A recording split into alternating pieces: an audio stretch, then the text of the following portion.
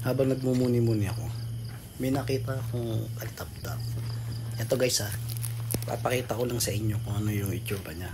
Ayan, nasa damo, nakadako naman siya sa dahon. Ito. Hindi ko hinawakan. Tsaka pagkatapos niyan, pinawalan ko naman siya sa Dumapo sa talikasan damo. ng kanyang tahanan. Ayan, mapapansin nyo, pag ikot niyan, may makita yung ilaw sa bandang likuran niya. Ayan, yan. May ilaw yun. Tuk-tuk ba yan? Ayan pa ulit iilaw pa isang beses. Yun.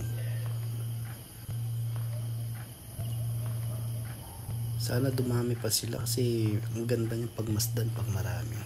Ayan, ganyan po itsura. Kaliparin ko atin.